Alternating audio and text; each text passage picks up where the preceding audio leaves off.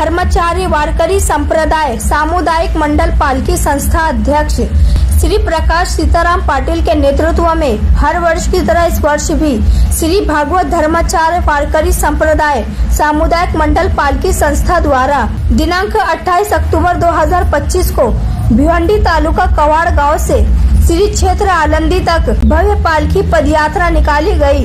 तो वहीं आगे हम आपको बता दें कि आज दिनांक 30 अक्टूबर 2025 को कवाड़ गांव से भादवड़ पालकी पहुंची तो भादवड़ गांव के ग्रामस्थ मंडलों ने पालकी के पदयात्रियों का जमकर स्वागत किया। इस संदर्भ में हमारे संवाददाता से वार्तालाप करते हुए श्री भागवत धर्माचार्य वारकरी संप्रदाय सामुदायिक मंडल पालकी संस्था अध्यक्ष श्री प्रकाश सीताराम पाटिल ने क्या कहा, ये सुनते हैं इस खबर में।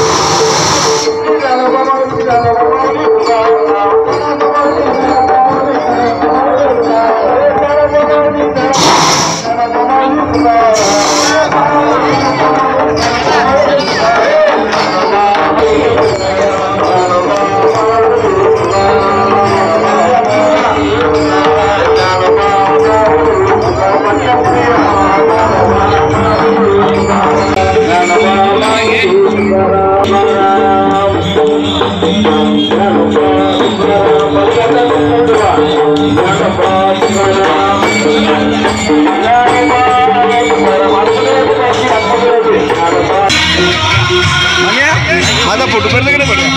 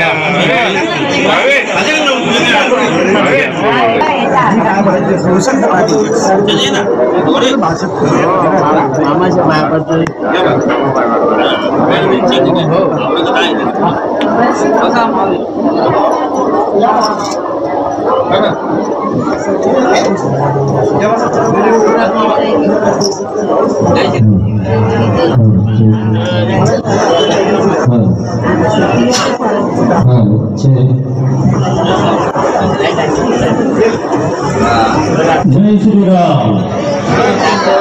श्री भगवत धर्माचार वारकरी संप्रदाय सामुदायिक मंडळ पालखी संस्था तालुका भिवंडी यांच्या वतीनं श्री क्षेत्र आळंदीकडे प्रयाण करणारी श्री क्षेत्र कवाड या ठिकाणाहून मार्गक्रमण करून आज पहिल्या दिवशीचा आजच्या तिसऱ्या दिवशीचा जो थांबा आहे तो आज आपल्या गावामध्ये या ठिकाणी ही पालखी येऊन थांबलेली आहे। सर्व वारकरी वैष्णवांचं मनपूर्वक हार्दिक स्वागत। पालखी सोहळ्यात गावामध्ये आपल्या दोन्ही गावामध्ये टेमकरपाडा भादरमध्ये अतिशय उत्कृष्टपणाने असा पालखीचा सत्कार झालेला आहे आणि आम्हाला आनंद आहे। आजचे आपले या सर्व खर्चाचे यजमान आपले प्रदीप शेठ करे यांनी हा संपूर्ण खर्च महाप्रसादाचा असेल, मंडपाचा डेकोरेशन असेल, सर्व म्हणजे सर्वच खर्च आणि मनापासून करतात ते। मिठाई पण ना पायथ्यांचे आणत नाही, आनंद हलवायचे आणलेले। लक्षात घ्या, आपण द्यायचं म्हणजे द्यायचं असं नाही, अतिशय उदार मनाने आणि दान करताना उदारपणाने दान केलं पाहिजे। त्यांना उदंड आयुष्य लाभो ही प्रभूचरणी प्रार्थना। प्रदीप शेठ करे धन्यवाद। अशीच प्रत्येक वर्षी सेवा करत जा। तुमचा बंगला तयार झालेला तिथे पण येऊ बंगल्यात। आता व्यवस्था नसल्यामुळे तुम्ही बाकी तिथे केली, कल्पेच्या घरी आज नाही ते केली अतिशय आणि देवाच्या समोर केली, त्याला फार मोठी किंमत आहे। मंदिराच्या समोर दान करणं फार मोठी किंमत असतं। अन्नदानासारखं दान कुठलंच नाही। तुम्ही किती दान करा पण एक वेळेस पायी वारकऱ्यांना ज्यांचं 3 तप होतात, काही वाचिक पायी वारी करण्याचं महत्व काय हो? मी पंढरपुरामध्ये माझ्या प्रवचनामध्ये कीर्तनामध्ये सांगितलेलं, काही वाचिक आणि मानसिक हे 3 तप होतात पायी चालण्याने। नामस्मरण घडतं, वाचेचं बळ होतं, पायी चालतो कायचं बळ होतं, काही तप होतो, वाचिक बळ होतं आणि मानसिक समाधान मिळतं पायी वारी केल्याने।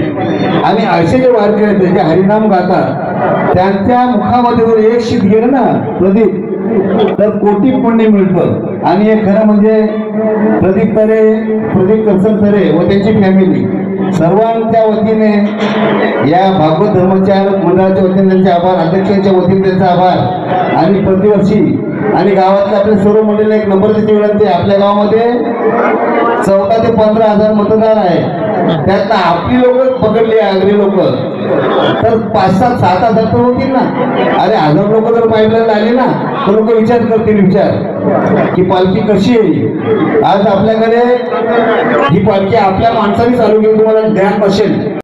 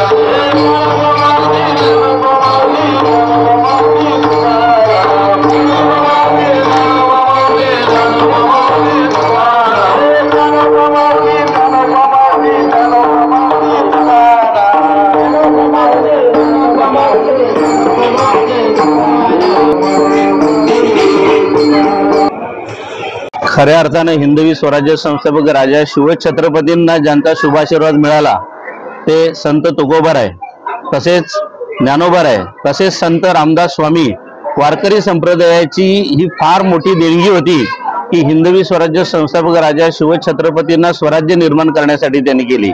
परंतु एकात्मतेचा आणि बंधुतेचा संदेश देऊन ईश्वर एक आहे आणि सत्याने चालण्याची जी परंपरा आहे ही वारकरी संप्रदायाने खऱ्या अर्थाने महाराष्ट्रात सुरू केली। खऱ्या अर्थाने भागवत धर्माचार सामुदायिक जे मंडळ आहे या मंडळाच्या वतीने जवळजवळ 102 वर्ष म्हणजे शतकोत्तर ही संपूर्ण पाऊलवाट वारी आळंदीकडे प्रयाण करत असतात। खऱ्या अर्थाने 102 वर्षामधली ही परंपरा आजही कायम ठेवत असताना आमच्या भादवड गावचे न्यू प्रगती क्रीडा मंडळाचे अध्यक्ष प्रकाश सीताराम पाटील दादा यांनी ज्या वेळेला त्या अध्यक्ष पदावरून ही धुरा सांभाळली तेव्हा भिवंडी पंचक्रोशीतील सर्व वारकरी वैष्णव त्यांना जोडले गेले। खऱ्या अर्थाने ही फार मोठी परंपरा आहे, कारण भागवत धर्म हा महाराष्ट्रातला मूळ वारकरी संप्रदाय असल्यामुळे प्रत्येक जण याच्यामध्ये हरिनामाच्या गजरामध्ये नाहून निघत आहे। खऱ्या अर्थाने या 102व्या वर्षी ह्या पालखीचं गेल्या वर्षीपासून आमचे प्रदीप करसन तरे बंधूंनी, मागच्या वर्षी तुम्हाला सांगतो की प्रदीपजी तरे यांनी सर्व वारकरी वैष्णवांचे दुधाने पाय धुतले होते। यावर्षी हा सोहळा त्यांनी अतिशय भव्य दिव्य केला। रोषणाई फटाक्यांची आतिषबाजी असेल, टाळ मृदुंगाचा गजर असेल, पण आज त्यांनी जी भव्य आणि दिव्यता आणलेली आहे ती वारकऱ्यांच्या विषयी आणि हा सर्व गोतावळा एकत्र यावा हा त्यांचा उद्देश आहे। खऱ्या अर्थाने सर्व वारकऱ्यांना एक उत्तमाचं महाप्रसादाचा लाभ सुद्धा त्यांच्या माध्यमातून दिला गेला। आज आबालवृद्ध म्हणजे लहान बालकांपासून तर वयोवृद्ध म्हाताऱ्यांपर्यंत आज भादवड विठ्ठल मंदिराच्या समोर हा सोहळा अनुभवत असताना सर्व वारकरी नाहून निघालेले आहेत। खऱ्या अर्थाने भिवंडीतील सर्व वारकऱ्यांना या ठिकाणी शुभेच्छा देत आहोत की आजचा 3रा दिवस आहे। आज दुपार 17 नंतर टेमघर या गावी पालखी विसावणार आहे, परंतु माणसं जोडली जाणार आहेत आणि ज्या वेळेला ज्ञानोबारायांचा संजीवनी समाधी सोहळ्याच्या अगोदर त्यांचा जो यात्रोत्सव सोहळा आहे आळंदीमध्ये रंगत असताना आगरी धर्मशाळेमध्ये जेव्हा ही पालखी विसावते त्यावेळेला सर्व वैष्णव हे ज्ञानोबारायांचं दर्शन घेण्याची आणि विठ्ठलाचं दर्शन घेण्याची अनुभूती घेत असतात आणि ही अनुभूती घेत असताना भाविक भक्तजन त्याच्यामध्ये सर्वजण सहकार्य करत असतात। या सहकार्य करणाऱ्यांचं सुद्धा खूप खूप आभार व्यक्त करून त्यांच्या सुद्धा आयुष्यामध्ये असाच एक चांगला आनंदाचा क्षण येवो आणि प्रत्येकाने आपला धर्म टिकावा म्हणून वारकरी वैष्णवांच्या सोबत दरवर्षी राहून या सोहळ्यामध्ये सहभागी व्हावं हे आपल्या माध्यमातून मी सर्वांना विनंती करतो। खऱ्या अर्थाने बऱ्याचशा कालावधीनंतर त्यांना एक चांगलं आरोग्य मिळालं माऊलीच्या कृपेनं, कारण काही वर्षांपूर्वी त्यांना अस्थिंचा किंवा हाडांचा खूप मोठा त्रास होता। चालणं, हलणं आणि पायी वारी करणं हे तर सोडाच, परंतु इतरांमध्ये सहभागी सुद्धा होऊ शकत नव्हते। परंतु हरिनामाचा ध्यास त्यांनी सोडला नाही।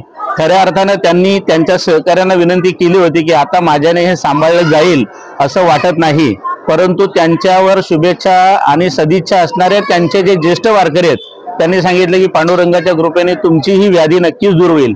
खऱ्या अर्थाने आज त्यांनी जो प्रयत्न केला 102व्या वर्षामध्ये पदार्पण केल्यानंतर आजही या 102व्या वर्षी त्यांनी मोठ्या थाटामाटामध्ये हा सर्व वारकरी वैष्णवांच्या सोबत प्रदीपजी तरे आणि त्यांच्या सर्व सहकाऱ्यांना सोबत घेऊन आणि कवाड पासून तर आळंदीपर्यंतचा हा हरिनामाचा गजर करत त्यांना एक चांगलं आयुष्य या ठिकाणी लाभणार आहे ही मी शुभेच्छा देतो। आळंदी पालखी निघालेली आहे, ती निघत असताना आज मी 5 महिन्यापासून याच्यासाठी धडपड करत आहे। मागे विठ्ठल रुक्मिणी मंदिराची आमच्या 2 मिटिंगी झाल्या।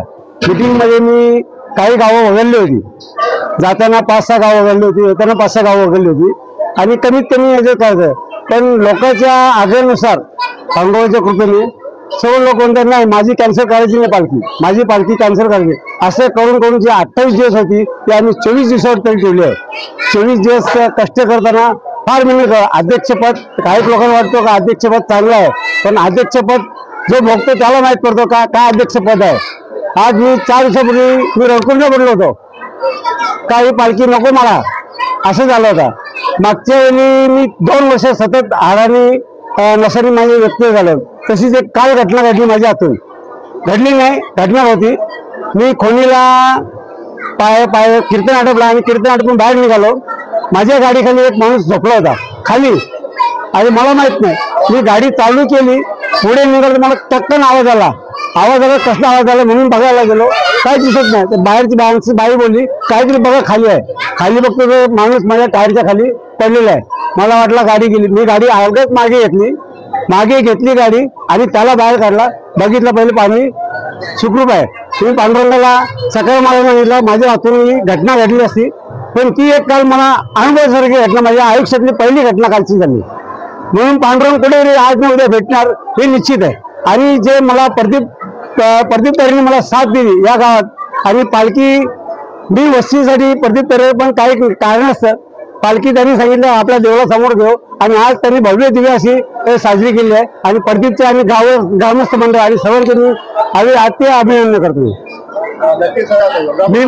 मी बघा, मी राजकारण बोललो, राजकारण असेल, राजकारण बाजूला, पण मी समाजासाठी, माझ्या धर्मासाठी मी अहोरात्र, माझी तब्येत आता बी खराब नसतं असतं तरी पण सुद्धा मी धर्मासाठी मी सर्व बाजूला टाकून, आणि ज्याच्याकडे गेलो त्यांनी मला नाही असे नाही बोलले, पण सगळी मदत करून मी करते काम.